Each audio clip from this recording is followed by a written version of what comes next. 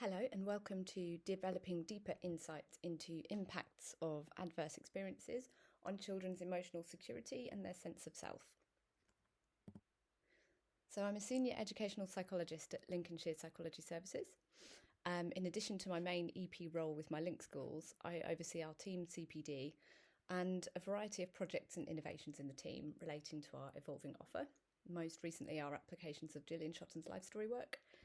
I have particular interests in looked after and post-looked after children, attention, sensory integration, and more widely, children's resilience. I'm a parent to two lovely daughters, one of whom we adopted from infancy, and one is a birth child. I've put these pictures here just to give a flavour of me as a person and a professional. The book Sentience, the one there on the top, is what I'm currently reading. And the life story work by Dr. Gillian Shotton is some super training that I recently went on. And the photo is of me and one of my daughters rollerblading along the seafront on holiday. I love seeing my children's resilience and characters build through active, sensory and practical experiences. Just for information, I have a casual Instagram account where I like to share infrequent posts featuring my thoughts and ideas around resilience, self-talk for children, and generally developing a courageous, brave and safe mindset. So in my experiences, I often feel our language is often not sufficient for describing and formulating very intangible and nuanced feelings and states, particularly where there's trauma or adverse experiences involved. I think a complex and nuanced set of emotions and experiences as a result of ACEs and emotional disruptions and challenges to mental health deserve our attention and our interest for developing even deeper insights and even better empathy. So this is all about giving a voice to the likely sensations, feelings and states of children with ACEs and emotional disruptions, and to try to understand their possible internal working models in greater detail. The underpinnings of this content are from a variety of different areas and paradigms, particularly interpersonal neurology, emotional cognition and neurology, and developing areas such as alexithymia. I recently went on some training featuring that area as well. I really like to hear professionals talk about and write about impacts of ACEs and emotional disruptions and traumas, and talks by people like Dr. Karen Treisman, all the way from things like that to the way our local professional practitioners describe and formulate children's difficulties. There are some great ways to understand and describe these children's experiences, and yet I often think we can do even better.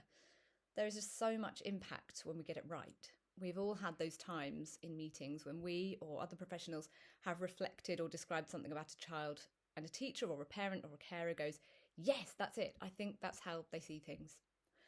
Or, yeah, you get it. I aim to try even harder to make that happen even more. And it's an ongoing process.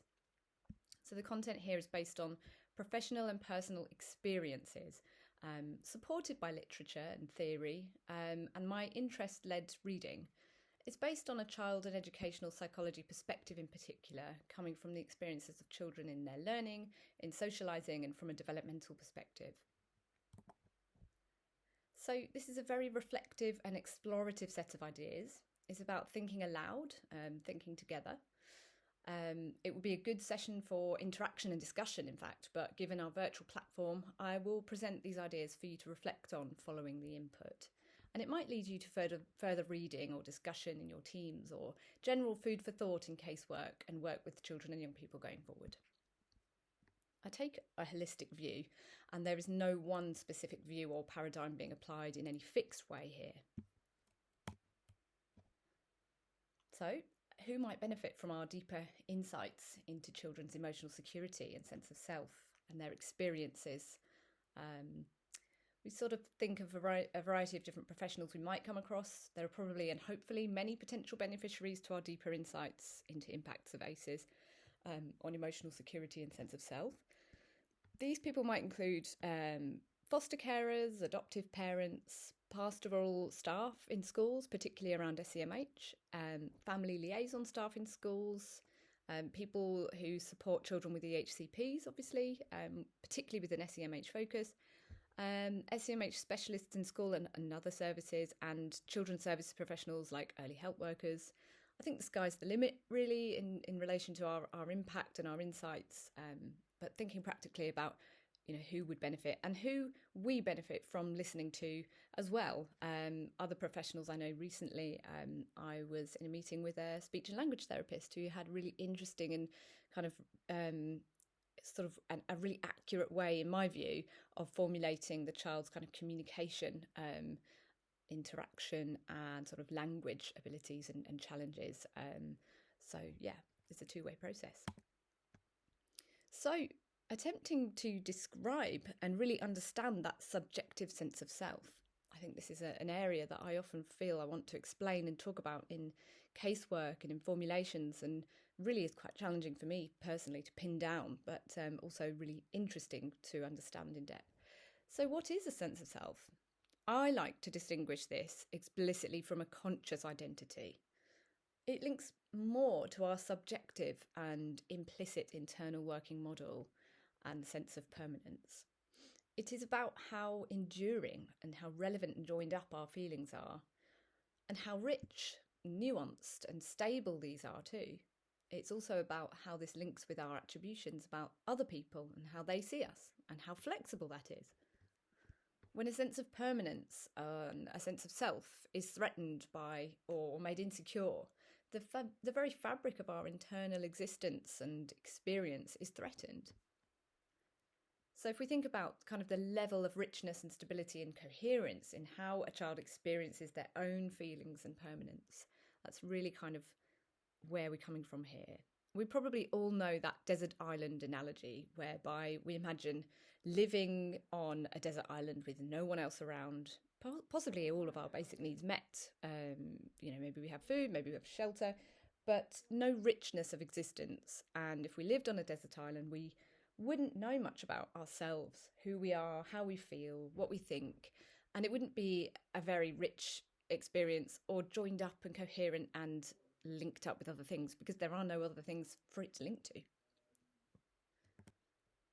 So just a little bit of a tangible case, an idea where we can think about what this might look like. So a case example here, we've got Ella. Fictional case examples, obviously, based on experiences and sort of amalgamated into fictional child. So Ella is in year 5 at school and has multiple placement moves with foster carers and schools, and is reported not to have bonded well with any foster carers in particular. She comes across to school staff as aloof in relationships with adults, and dysregulated in her attention, activity and emotions. With peers, Ella seems to lead other people in antisocial behaviours, but equally can be keen to follow and copy others' intangible behaviours, usually that are antisocial in nature. Most concerns and complaints involve Ella taking things that don't belong to her, climbing and absconding, and generally refusing to engage in expectations without being able to explain or express the feelings behind these behaviours. She does not seem to pursue anything in particular other than a sense of control and stimulation.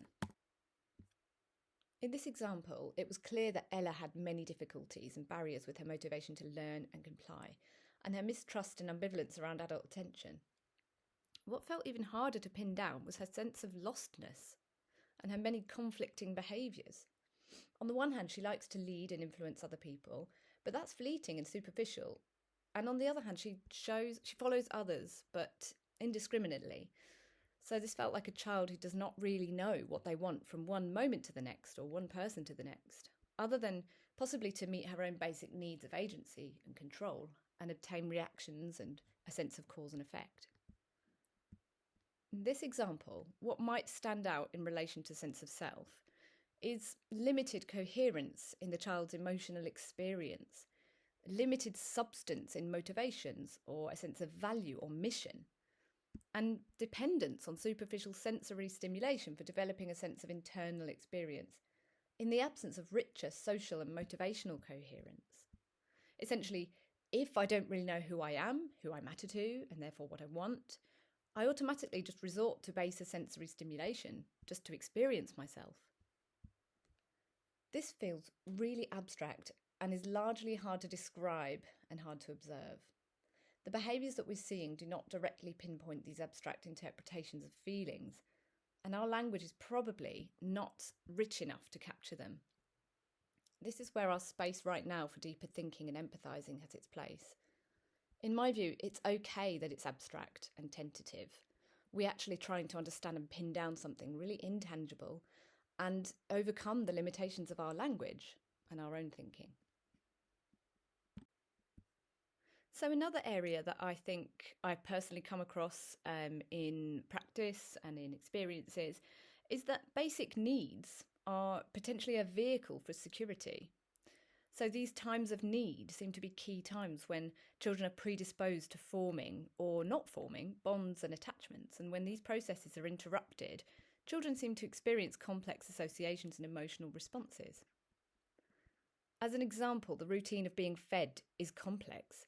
It's not just the spoon coming towards you. It's the caregiver's hand, the caregiver themselves, and all their intentions and feelings. If the caregiver changes, like in adoption, this is disrupted. And in this case, the trauma might simply be a disruption to that anticipation, without any neglect or abuse. As another example, the routine of going to sleep is complex. It's not just the going into a bedroom and being tucked up into the sheets. It is truly knowing you're not alone, even when your basic senses tell you that you are. It's being able to infer and imagine what caregivers think and feel about us when they say goodnight, and about our room, and about our house, and what they might be doing and thinking and feeling when they are suddenly out of sight. What they are thinking and feeling is possibly even as important to us as a young child as our own thoughts and feelings, because at that stage we know children are emotionally dependent and reliant. So here's another case example in relation to the basic needs discussion. Jamal is in year 2 at school and struggles with a variety of behaviours relating to emotional escalation and dysregulation, but is fun-loving and interactive, particularly when he is engaged and settled. He has had some experiences of inconsistent care, moving away from his mum to live with dad and then back to mum before the age of 1. Jamal's parents both report mental health difficulties, and social services have been involved due to concerns around neglect. Jamal struggles distinctly with food, sleep and toileting at home. He becomes intensely upset when he needs a poo, and he can't settle to calm levels for sleep and struggles to be left alone. Jamal also often refuses food presented to him and shows some unusual sensory behaviours in relation to food. These include becoming rigid in his neck and upper body and staring at food, simultaneously reaching for it and crying out seemingly in disgust, and ultimately crying and refusing. Jamal's parents and the early help worker involved all want to overcome these distressing behaviours, and staff at school can see how dysregulated and distressed Jamal is in his learning, socialising and in meeting his basic needs. So in this example, it was clear that there were basic sensory sensitivities and dysregulations that might be expected as a result of experiences of emotional and social disruption and inconsistency. What also seemed to stand out is the threat and insecurity that is presented by unmet basic needs and by attempting to meet them. Jamal seemed to struggle particularly with being vulnerable or needy, but this was not a coherent, organised avoidance as he connected to people more generally. Jamal's struggles with meeting basic needs felt like they were explained more specifically by difficulties linking the anticipation of being sated or fulfilling a sense of need, like hunger, with trusting and enjoying connection with the adult. This is despite good interactions away from these routines, like when playing games or watching films together. Essentially, these basic needs seem to be associated in some way with distinct vulnerability and shame, and resulted in a distinct sense of either disgust and subsequent arousal of fight-flight response, anger and refusal. It might feel something like, I'm suddenly assaulted by a physiological body need and I'm suddenly vulnerable, and this hunger feels like distress and neglect too, and I can't cope with that. In some cases, I have felt that children who have had disruptive experiences around the time of weaning or around the time of other developmental transitions and changes such as potty training have then been left with complex associations and feelings that we might not ordinarily expect. So, patterns and pathways for emotional arousal. These pathways are changeable over time, and with therapy, nurture, containment, boundaries and bonds and connections.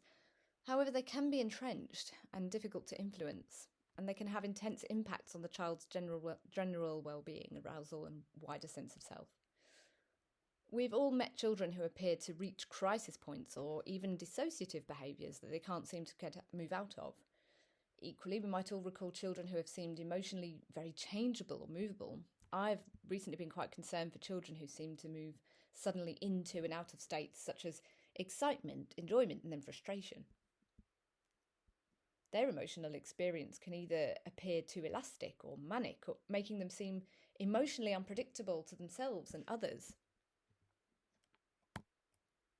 So an example here in relation to that is Alfie.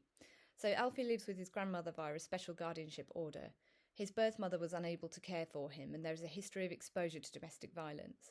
It's clear to school and home that Alfie escalates emotionally very intensely when boundaries are set and constraints are given, and when having to share or stop enjoyed activities.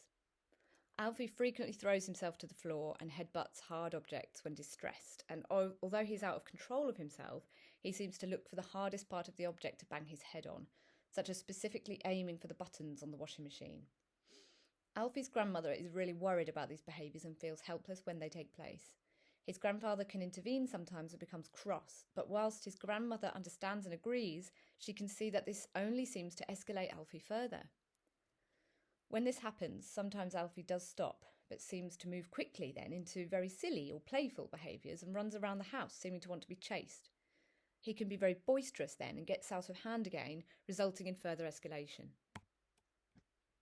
In this example, it felt important to make a distinction between the intensity of the feeling, frustration and rage at being told no, and the function of the behavioural response.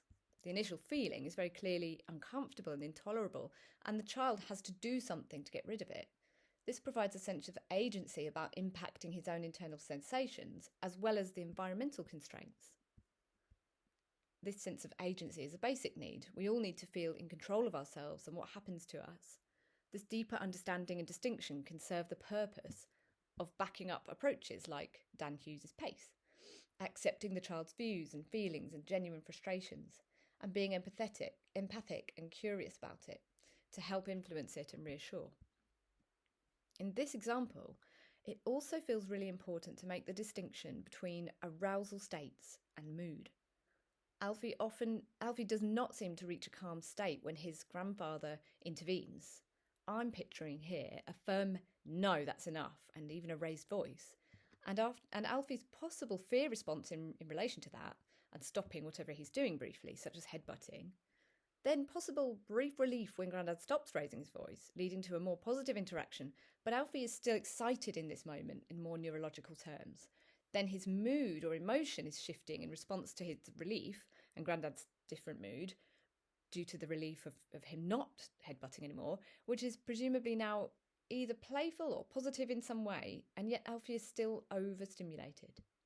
Maybe he laughs and runs away, simultaneously wanting to be chased, as well as perhaps wanting or needing to avoid further frustration and escalation. And that need might not be conscious to Alfie. Understanding these nuances feels really useful for then being able to support caregivers to appreciate the need for co-regulation, for example, in a true sense, the reduction of arousal levels, and interpersonal engagement in a calm or settled mind space before moving into a different mood and activity and playfulness. Ambivalence and dissonance are two areas that I feel really come up in a lot of trauma-based and adverse experiences and emotional disruptions. So ambivalence and dissonance feel very similar to me sometimes, and I can often recognise them both in the same behaviours or the same child or the same challenges. A useful distinction, though, might be that in ambivalent feelings, in practical terms, our like or dislike of a person or a thing is sensitive to fluctuations and threats, and we're undecided. In dissonance, though, we have a conflict between core values that can't be simultaneously fulfilled. These mood states and emotional experiences are not accessible in a modulated way often. They often seem to be overwhelming to a child and unconscious. And many young children need this experience narrating or explaining or reframing on an ongoing basis in a very active sense, through experiences, not just talking about it potentially. They don't know they are doing it, or even that these states are a thing. I often see children who carry this kind of feeling or experience around with them, and it happens in different contexts. And then I see children who feel or do this with only certain people or situations more distinctly. In this latter sense, it seems to be an annexed model of the world that's triggered by or awakened by X, Y, or Z. A self-care routine, like brushing your teeth, or a sensory experience, or an interpersonal dynamic between caregivers, like when attention is more or less available when an extra caregiver comes home from being away. It seems to be important to ask how organised these experiences are for ourselves in our assessments and understanding children, for understanding where to target any support or change or intervention, as well as for understanding the possible severity of these difficulties. Lastly, here, I think a really useful and important metaphor is that these complex emotional and mood states are like a colour we can't see. They are mostly foreign to us as caregivers, adults, professionals, and to typically developing peers. This means the child is largely alone and isolated in their ambivalence or in their dissonance. And this is where developing these deeper insights moves us towards understanding their reality and then therefore being far less alone with those feelings in the longer run. So the central role of boundaries to social and emotional security is an important area for us to think about as well. Something that I come across a lot in practice and we see impacting children, particularly where there's been distinct types of abuse, or when there is inconsistent care and inconsistent messages of affection, or attention detecting is unpredictable and it can be vulnerable to maladaptation. This might be, for example, where there is sexual abuse towards a child.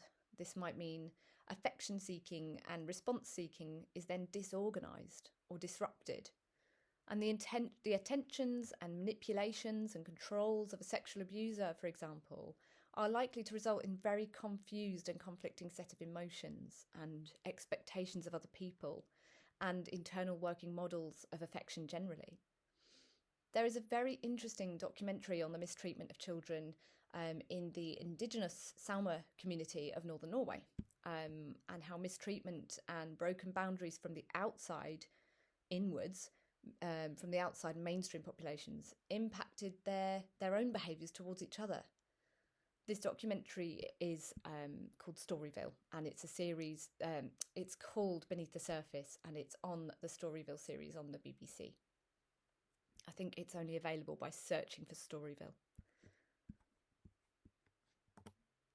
As a side note, we also see that boundaries and the central role of these to emotional securities can be threatened more widely away from trauma and away from ACEs.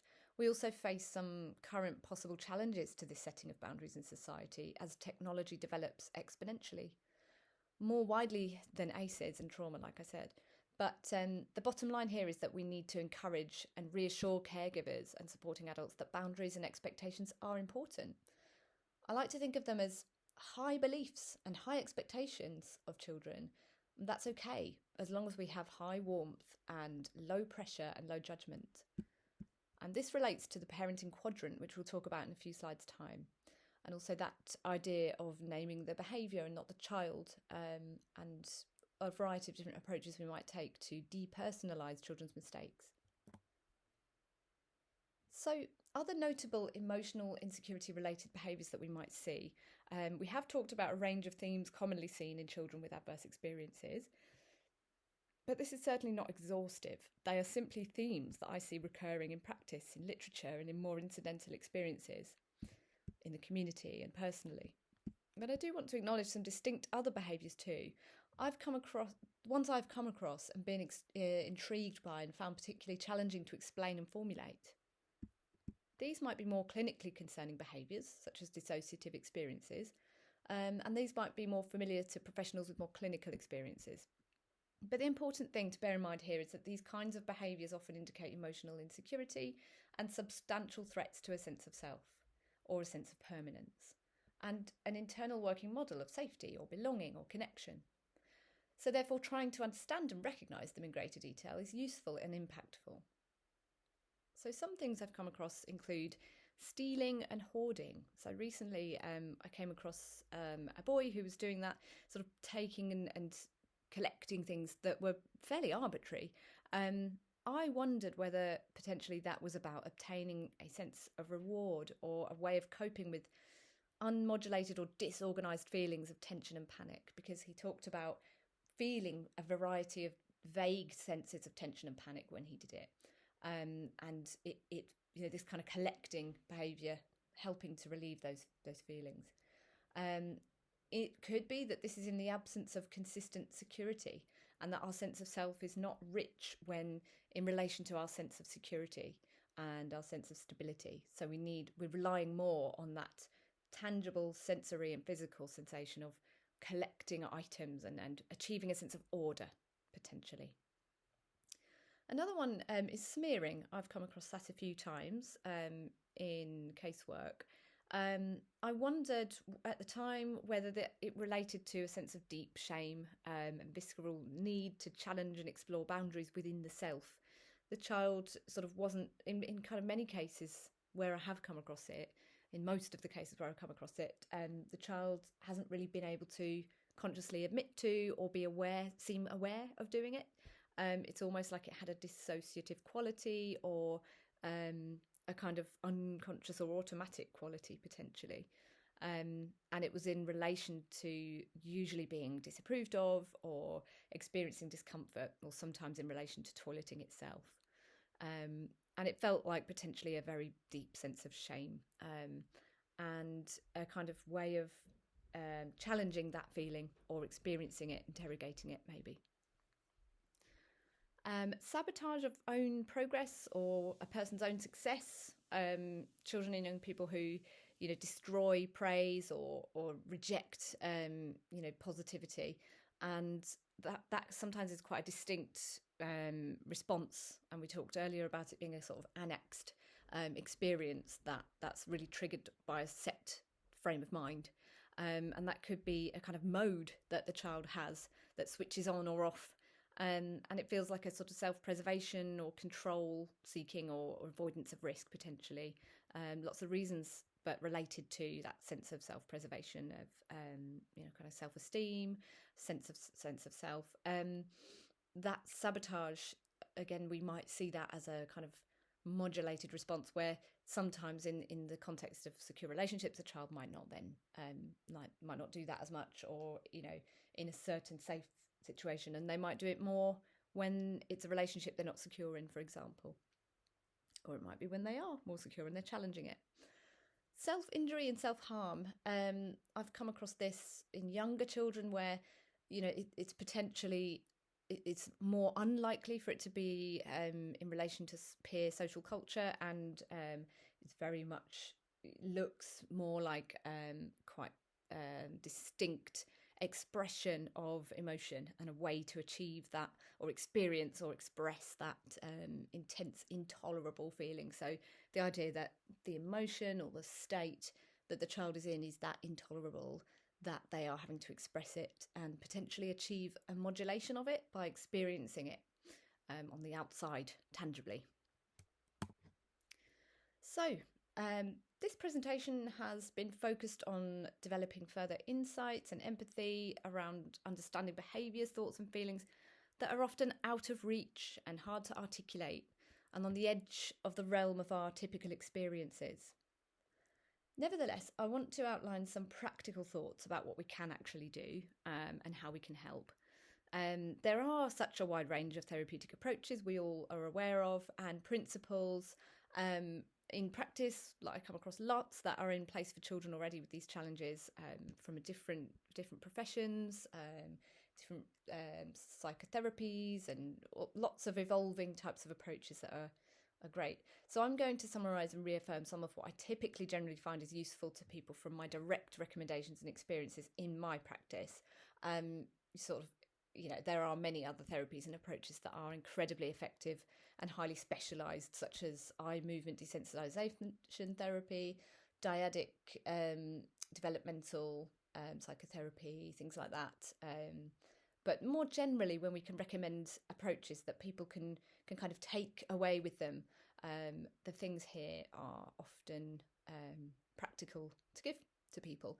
So PACE, Dan Hughes' PACE, I think that's really effective. A key consideration with PACE is that the acronym serves as a sort of checklist or reminder for parents or adults of the aspects that move us away from confrontation and overt disapproval. It is a structure that opens up dialogue and interaction. The playfulness, acceptance, curiosity, and empathy can't all happen at once and don't happen in that set order. I often recommend to parents and carers that they use it as a tool to reflect on interactions and not feel that they have to hold it all in mind during an interaction. But moving on to boundaries and parenting quadrant from Maccabee and Martin, I often share the parenting quadrant with adults, even with school staff, in a reassuring way to say that we all move in and out of the quadrants to some extent, and as a way to frame authority, structure and boundaries as safe and warm and distinguish them from oppression and from shame. I often find this is most effective when it's presented as an interesting tool for reflection on our own human nature, rather than a model that's telling us what to do. The nurtured heart approach is particularly useful framework to move parents and carers and schools away from patterns of disapproval and negativity that can be so easily slipped into with externalized behaviours and impulsive behaviours. Essentially, the approach has the adult view themselves as pivotal in bringing about the child's desired behaviours by setting them up, highlighting them, and placing emphasis on them whenever they are just emerging. The adult views themselves and their experience and their responses as a potential toy the child is getting reinforcement from, which helps adults to appreciate and recognise that our reactions to undesired behaviours and desired ones have reinforcing impacts either way. Gillian Shotton's narrative approach to life story work is a great structured programme with a strengths-based and really child-led approach. I also like it as a general ideology for actively pulling out positive threads in a child's story, for positive attributions and narratives, and for reframing negative ones. The approach features the tree of life activity at the start and moves into other really creative and tangible activities that are likely to help children access and modulate their thoughts and their feelings and experiences in a safe way. And then therapeutic stories as an approach and ideology. Again, another effective tool that moves beyond more basic talking approaches that might rely on conscious awareness. With analogies and symbolic representations and interesting emotive or capturing stories, we can influence thoughts and feelings and general attitudes and mindsets really effectively. We all have stories we have been told by other people that stuck with us and changed our view about something or our feeling about something forever. So these are approaches that you're probably familiar with. It's just good to think about them in maybe greater depth, or think about what they're doing in relation to these children with these types of difficulties that we've been talking about. So just a note here on systems thinking, the use and impact of systemic thinking for children with complex feelings and behaviours as a result of ACEs.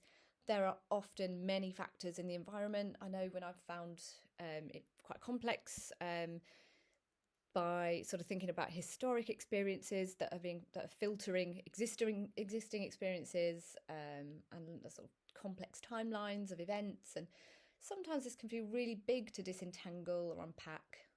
And staff and caregivers can be reassured by a pragmatic focus sometimes a behaviourist perspective can bring, not on its own, but as a focus, a little like the nurtured heart approach. The emphasis there could be on reinforcers of desired and helpful behaviours and supporting behaviours that meet underlying needs in healthy ways, like a need for affection or recognition. Most behaviours obviously are a product of relationships, interactions, environments, and even if they're not directly a product of that, like internalised distress behaviours, they are always filtered by these environmental things. So before we finish, some anecdotes and last thoughts, a few more tangible thoughts from my own experiences, both professionally and a little bit personally too. Firstly, for ambivalence, I've had my fair share of battles with this in my adoption journey, and whilst these are typically expected adaptive behaviours, they're still very challenging. I found it super helpful to name these things with my daughter on a basic level. And we call it yes, no. And we tell it to go away because it's not kind to us and it's confusing. And as my daughter got a little bit older, we even added that it makes us feel messy. And she was able to agree with this when it was put to her as a question. Do you feel a bit messy? She really understood that it is contradicting feelings that fluctuate and cause confusion. Now that she's a little older, this is significantly reduced and we rarely see it, other than specific situations, but so much less frequent and much less concerning. With self-injury, it feels really hard to respond to a child without causing shame or inadvertently approving of it. Our response either way could potentially have these effects. I have found it really helpful to encourage very young children to sort of get involved in making it better. So, oh dear, that's not kind to yourself. You didn't need to do that. Let's make it better. And that might be stroking the area and swiftly moving on, for example.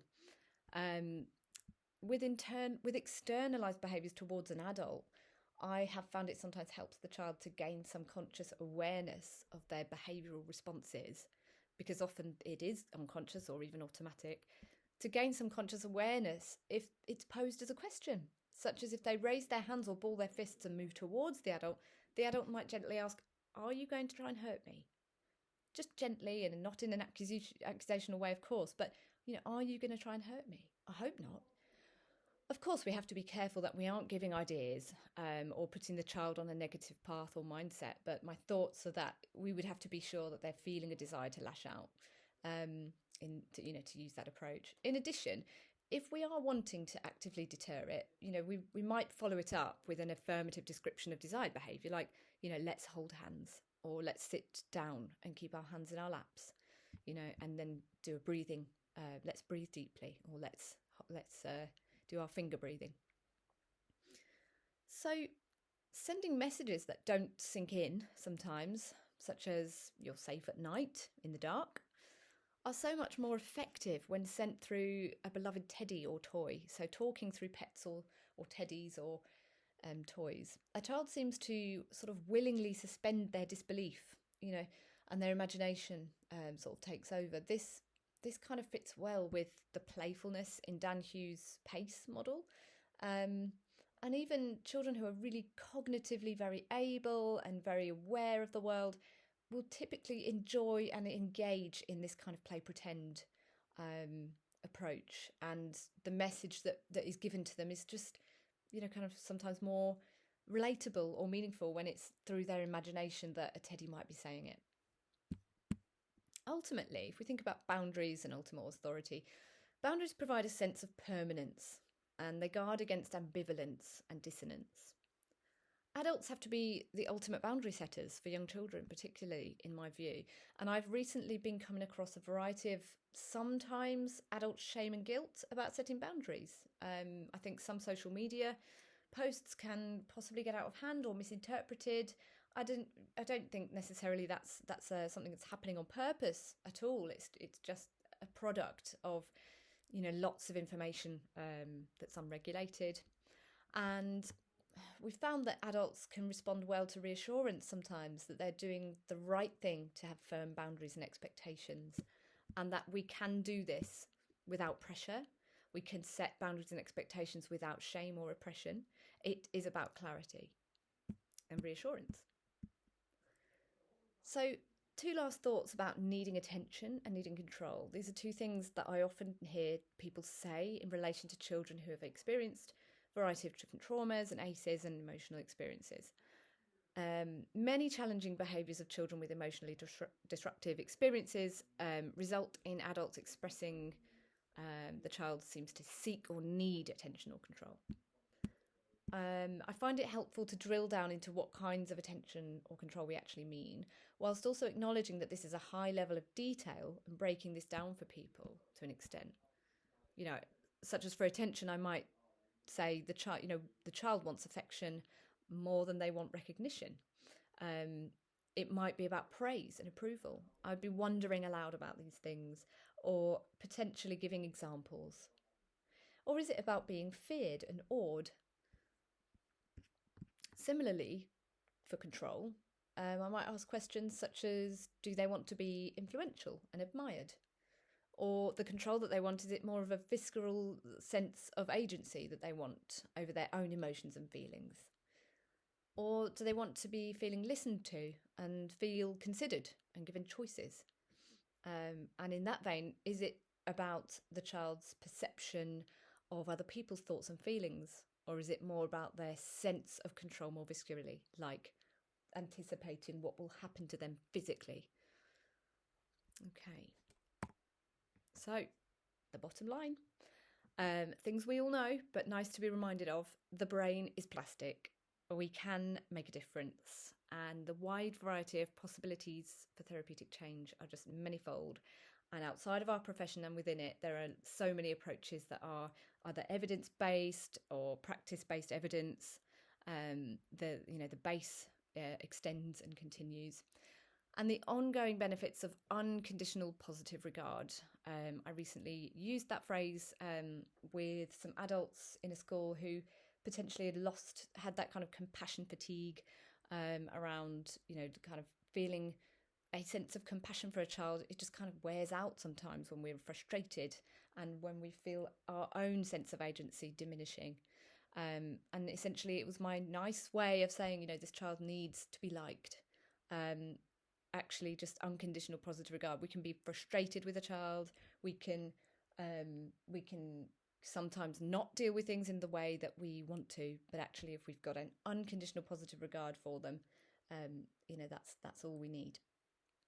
Okay, so thank you. There's some references, just some ideas of where the information that I shared, where it's sort of based in and from.